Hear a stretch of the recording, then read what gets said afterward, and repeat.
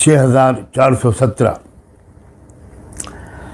اللہ کے رسول کا یہ ارشاد کا مفہوم یہ ہے کہ دمشق کے دروازوں اور اس کے چاروں طرف اور بیت المقدس کے دروازے اور اس کے چاروں طرف ہمیشہ میری امت کا ایک ایسا گروہ رہے گا جو بدترین ظالموں سے لوہا لیتا رہے گا،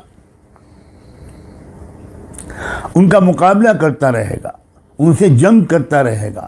جو لوگ ان کو اکیلے چھوڑ دیں گے، ان کے اکیلے چھوڑ دینے کی وجہ سے انہیں کوئی نقصان نہیں پہنچے گا۔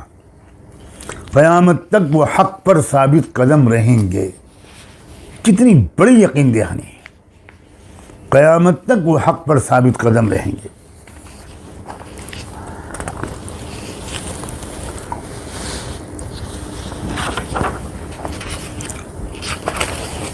میں ایک دو حدیثیں آپ کی خدمت میں اور پیش کرنا چاہتا ہوں تاکہ بات پوری واضح ہو کم سے کم اہل ایمان کے دل میں۔ مسند احمد، امام احمد بن حنبل کی مسند ابو امامہ،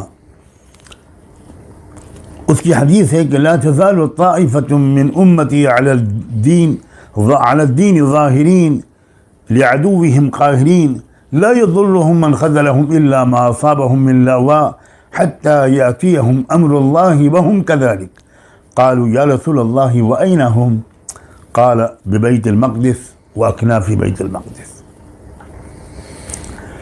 یعنی میری امت میں کچھ لوگ ایسے رہیں گے کہ وہ ہمیشہ دین پر مضبوطی کے ساتھ جمے رہیں گے، وہ دشمن پر ہمیشہ غالب رہیں گے، جو ان کی مخالفت کرے گا ان کو تنہا چھوڑ دے گا، ان کو کوئی نقصان نہیں پہنچا سکے گا۔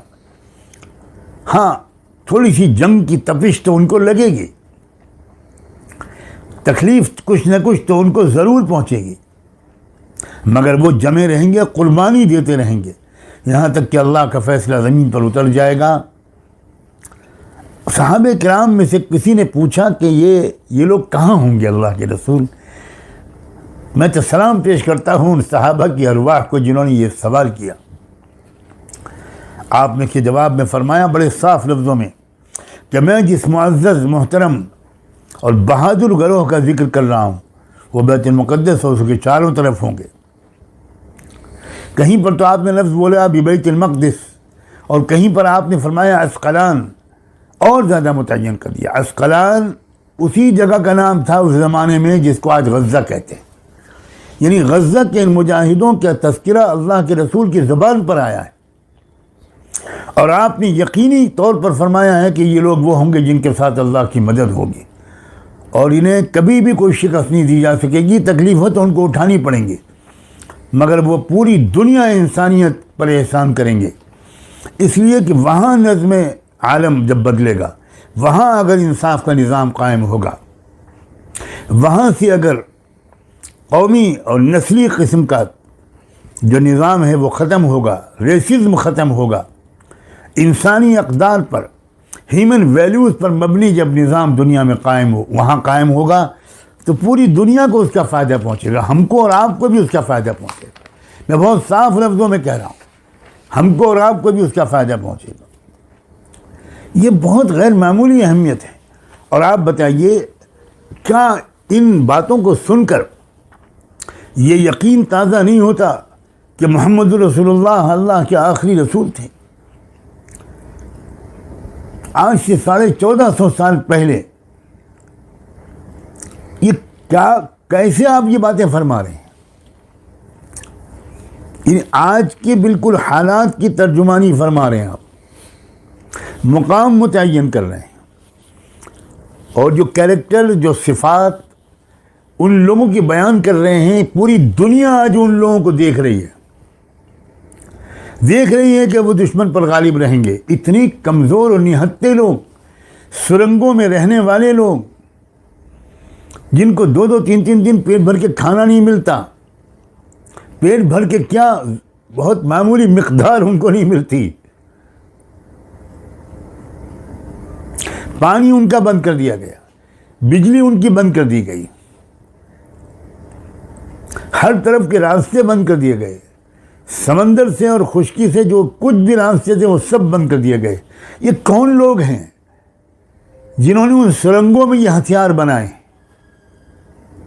یہ ان کے اپنے بنائے ہوئے ہتھیار ہیں جن سے وہ جنگ کر رہے ہیں۔ کیا ہمارے دل ان کی محبت سے بھرنے نہیں چاہیے؟ کیا ہمیں رو رو کر ان کے لیے دعائیں نہیں کرنی چاہیے؟ کیا ہمارا دل تڑپنا نہیں چاہیے؟ واللہ میں اس لیے نہیں یہ بات کہہ رہا ہوں، میں بہت خلوص نیت کے ساتھ کہہ رہا ہوں کہ وہ چونکہ مسلمان ہیں اور ہم مسلمان ہیں، اس لیے ہم ان کے ہمدرد ہیں۔ کم سے کم میں اپنی طرف سے یہ بات کہنا چاہتا ہوں کہ مسلمان تو پاکستان والے بھی ہیں، مسلمان تو سعودی عرب والے بھی ہیں، مسلمان تو مصر والے بھی ہیں، لیکن میں اب ان کے بارے میں کیا لفظ بولوں کہ وہ اسلام کے نام پر کتنا بڑا سیاہ دھبا ہیں۔ ہمیں ان سے تو کوئی ہمدردی نہیں ہے۔ ہم جانتے ہیں کہ دنیا کی بربادی میں ان کا بڑا رول ہے۔ ہم صرف مسلمان ہونے کی وجہ سے نہیں، ہم یہ جانتے ہیں، الحمدللہ میں بہت صفائی کے ساتھ کہتا ہوں، واللہ اس دور میں ایمان ان کے پاس ہے۔ اللہ کے رسول صلی اللہ علیہ وسلم نے یہ بات فرمائی تھی کہ آپ نے تو اپنی ایک حدیث میں یہ تک ارشاد فرما دیا ہے، وہ بھی امام احمد نے نقل کیا ہے حضرت ابو الدرداء کی روایت سے، الا وان الایمان حین تقع الفتن بالشام، جب ساری دنیا میں فتنے ہوں گے، لوگ گمراہ ہو جائیں گے، راستوں سے ہٹ جائیں گے، یقین شک سے بدل جائے گا، اس وقت کیا ہوگا؟ اس وقت ایمان صرف شام میں ہوگا۔ یہی علاقہ ہے جس کے بارے میں آپ نے فرمایا، اے اللہ کے رسول آپ نے سچ کہا، ہماری جان و مال، ہماری عزت و آبرو، ہماری سب کچھ آپ کے قدموں پر قربان۔ آپ کا ایک جملہ اس بات کی دلیل ہے کہ آپ جو کہتے تھے وہ اللہ کے بتائے ہوئے علم کی روشنی میں کہتے تھے، اپنی مرضی سے آپ کچھ نہیں کہتے تھے۔ کیسے ممکن تھا کہ ایک زمانے میں کوئی کہہ دے آج سے 1400-1500 سال پہلے کہ ساری دنیا میں تباہی ہوگی، گمراہیاں ہوں گی، بدکاریاں ہوں گی، بد اخلاقی ہوگی، ظلم ہوگا، نہ جانے کتنی خرابیاں ہوں گی، ایک جگہ ہوگی جہاں ایمان ہوگا۔ آپ سوچیں، اعمال تھوڑے بہت ہم لوگوں کے پاس ہیں، لیکن کیا ایمان ہے؟ یہ بہت بڑا لمحہ فکریہ ہے۔ یہی بات ہے جس کی طرف میں خاص طور پر توجہ دلاؤں گا۔ چند اعمال کر کے ہم سمجھ رہے ہیں کہ ہم بہت دیندار ہیں، اصل چیز ایمان ہے۔ اور ایمان کسے کہتے ہیں؟ ایمان دیکھیے کسے کہتے ہیں؟ ایمان اسے کہتے ہیں جو آپ فلسطین میں دیکھ رہے ہیں، گھر پورا تباہ ہو گیا، گھر کے 14 15 20 22 25 لوگ شہید ہو گئے، اور زبان پر کیا ہے؟ الحمدللہ علی کل حال، الحمدللہ۔ دنیا حیران ہے۔ آپ سوشل میڈیا پر الٹی چیزیں دیکھتے رہتے ہیں، ذرا دیکھیے کہ پوری دنیا میں کتنے ہزار لوگ اسلام لا رہے ہیں اس وقت، صرف ان فلسطین والوں، ان مجاہدین کے ایمان کے گھر والوں کے ایمان کو دیکھ کر جیل سے رہا ہو کر آ رہے ہیں، اور جیل میں ان کی پٹائی ہوئی ہے، تیزاب چھڑکا گیا ان کے اوپر، ان کے کمروں میں زہریلی گیس پھینکی گئی۔ ہر قیدی یہ کہہ رہا ہے، 12 سال کا بچہ بھی جو جیل میں سے آ رہا ہے وہ بھی یہ کہہ رہا ہے، 60-70 سال کی بوڑھی عورت بھی یہ کہہ رہی ہے، مگر کسی کے چہرے پر آپ کو خوف کے آثار نظر آ رہے ہیں؟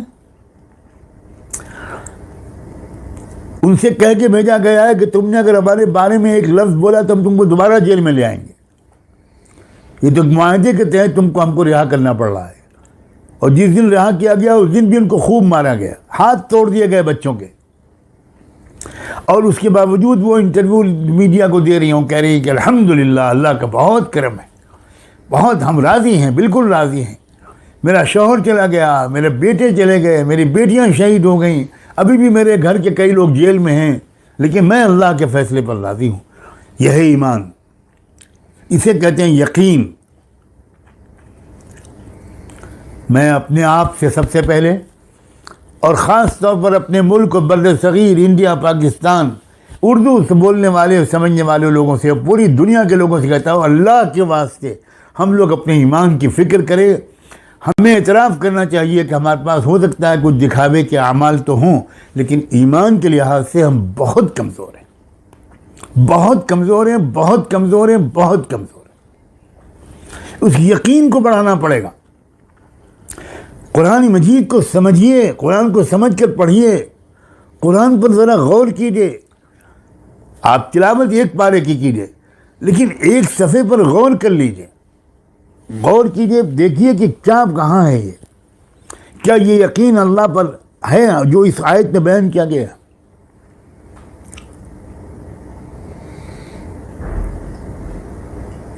واللہ اس وقت اس مذاکرے کا اصل فائدہ صرف یہ ہے کہ ہم اپنے ایمان کی طرف فکر مند ہو جائیں، اپنے ایمان کی فکر کریں، اپنے ایمان کی فکر کریں، اپنے ایمان کی فکر کریں، اپنے گھر کی عورتوں کے ساتھ ایمان پر بات کریں۔ کیا ہو گیا ہے کہ شوہر اور بیوی کے درمیان اس موضوع پر گفتگو ہی نہیں ہوتی، یہ خالی تقریروں کا موضوع ہے۔ اگر ہم صرف تقریروں میں یہ بات کرتے ہیں اور اپنے گھروں میں نہیں کرتے تو آپ مجھے کہنے کی اجازت دیجیے کہ یہ پھر صرف دکھاوا ہے۔ اپنے بچوں کے ساتھ ہم کو ایمان پر بات کرنی چاہیے، ننھے منھے بچوں کو ایمان سمجھانا چاہیے، یقین بٹھانا چاہیے۔ اللہ کون ہے، کیا طاقت ہے اللہ کی۔ آپ سوچئے ذرا، وہ ٹینک جن ٹینکوں کو دنیا کے بڑے بڑے بم نہیں اڑا سکتے، ان کو اپنے ہاتھ کے بنائے ہوئے، میں کہتا ہوں تمنچوں سے وہ لوگ اڑا رہے ہیں، اور جب اڑا رہے ہیں تو وہ صاف کہہ رہے ہیں کہ یہ ہمارا کام نہیں ہے، یہ اللہ نے کیا ہے۔ وہ آیتیں پڑھ رہے ہیں، وما رمیت اذ رمیت ولکن اللہ رمی۔ وہ جب نکلتے ہیں تو کلام اللہ کی آیت پڑھتے ہیں، وجعلنا من بین ایدیہم سدا ومن خلفہم سدا فاغشیناہم فہم لا یبصرون۔ یہ آیت سورہ یاسین کی ہے۔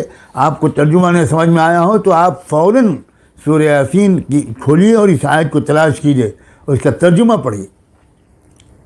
میں اپنے نوجوان لڑکوں اور لڑکیوں سے کہہ رہا ہوں، اپنے بہنوں اور بھائیوں سے کہہ رہا ہوں، کیا ہو گیا ہے کہ آپ قرآن مجید کو سمجھنے کی کوئی کوشش نہیں کرتے۔ یہ ایمان کی کمزوری کی بہت بڑی وجہ قرآن مجید کو نہ سمجھنا ہے۔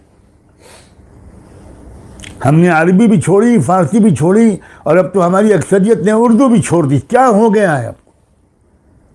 یہ کیسی غلامی ہے، یہ کیسی ظلم اور کفر کے سامنے شکست تسلیم کر لینا اور ہتھیار ڈال دینا ہے۔ آپ قرآن سمجھیں گے تو آپ کو غیر مسلموں تک اسلام کو پہنچانے کا جذبہ آئے گا اور سلیقہ آئے گا۔ آپ ان سے گفتگو کریں گے تہذیب کے ساتھ، ان کی کڑوی کسیلی باتوں کو آپ برداشت کر لیں گے۔ آپ میں بہادری آئے گی، خود اعتمادی آئے گی، سیلف کانفیڈنس آئے گا، آپ کا احساس کمتری دور ہوگا۔